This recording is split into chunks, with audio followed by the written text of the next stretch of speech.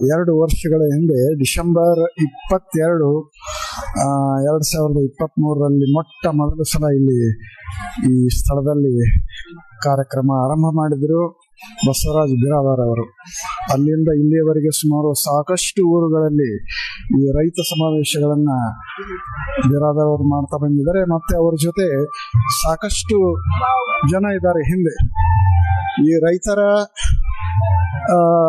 ಅಭಿವೃದ್ಧಿ, ಅವರ ಜೀವನದ ಬಗ್ಗೆ ಸಂಪೂರ್ಣ ಅಧ್ಯಯನ ಮಾಡಿದಂಥ ವ್ಯಕ್ತಿ ಬಸವರಾಜ್ ಬಿರಾದಾರ್ ಅವರು.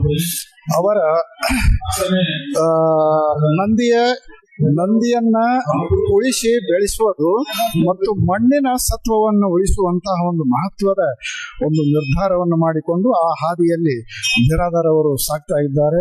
ಅದಕ್ಕಾಗಿ ಅವರ ಹಿಂದೆ ಇಡೀ ನಾಡಿನ ಎಲ್ಲ ರೈತರು ಅವರಿಗೆ ಸಹಾಯ ಕೊಡ್ತಾ ಇದ್ದಾರೆ, ಬೆನ್ನೆಲುಬಾಗಿ ನಿಂತಿದ್ದಾರೆ.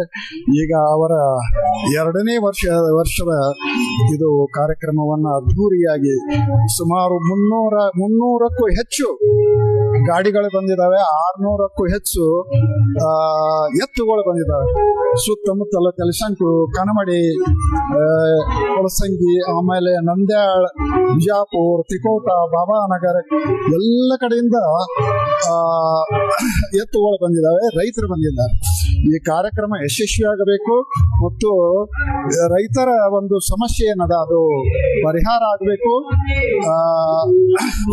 ಮತ್ತೆ ಈ ಮಣ್ಣು ಉಳಿಸುವ ಕಾರ್ಯಕ್ರಮವನ್ನ ಅವರು ಬಿರಾದಾರ್ ಅವರು ಹಮ್ಮಿಕೊಂಡಿದ್ದಾರೆ. ಈಗ ಶಿಕ್ಷಣ ತಜ್ಞರು ಅದರ ಬಗ್ಗೆ ಏನ್ ಹೇಳ್ತಾರೆ ಅನ್ನುವಂಥದ್ದು ಇವತ್ತಿನ ಕಾರ್ಯಕ್ರಮ ಅದ. ಎಲ್ಲ ರೈತರು ಇದರ ಲಾಭ ಪಡಿಬೇಕು ಅಂತ ಹೇಳಿ ನಾನು ಕೇಳ್ಕೊಂತೀನಿ. ಇವತ್ತು ಅಪ್ಪಾಜಿ ಅವರು ಬಯಸಿದ್ದು ರೈತರ ಬಾಳ ಹಸನಾಗ್ಬೇಕನ್ನುವಂಥದ್ದು ಅಪ್ಪಾಜಿರವರ ಉದ್ದೇಶನೂ ಅದೇ. ಹೌದು, ಅವ್ರ ಮಾರ್ಗದರ್ಶನದಲ್ಲೇ ಇವತ್ತಿನ ಈ ಭಾಗದ ವ್ಯಕ್ತಿಗಳು ಈ ರೀತಿಯ ಕಾರ್ಯಕ್ರಮಗಳನ್ನು ಹಮ್ಮಿಕೊಂಡಿರುವುದು ಎಷ್ಟು ಸಂತೋಷ. ಹೌದು, ಅಪ್ಪಾಜಿ ಅವರು ಮೊದಲಿನಿಂದಲೂ ರೈತರ ಬಗ್ಗೆ ಬಹಳ ಕಾಳಜಿ ಇತ್ತು. ಯಾವುದೇ ಕಾರ್ಯಕ್ರಮ ಇತ್ತಂದ್ರೂ ಅವರು ಅಲ್ಲಿಗೆ ಹೋಗ್ತಾ ಇದ್ರು, ತಮ್ಮ ಕಾರ್ಯಕ್ರಮವನ್ನು ಬಿಟ್ಟು ರೈತರ ಹತ್ರ ಹೋಗ್ತಾ ಇದ್ರು. ಅಂತಹ ಕಾರ್ಯಕ್ರಮ ಅಪ್ಪ ಅವರ ಉದ್ದೇಶವನ್ನೇ ಇವರು ಮುಖ್ಯವಾಗಿಟ್ಟುಕೊಂಡು ಬಿರಾದಾರ್ ಅವರು ಈಗ ಹೆಜ್ಜೆ ಹಾಕ್ತಾ ಇದ್ದಾರೆ. ಅದು ಯಶಸ್ವಿ ಆಗ್ತದೆ. ಬಸವನಿನ್ನ ಸೇವೆ ಮಾಡುವ, ಬಸವನಿನ್ನ ಸೇವೆ ಮಾಡುವ ಮನವಯನಗೆ ನೀಡಯ್ಯ, ಮನವಯನಗೆ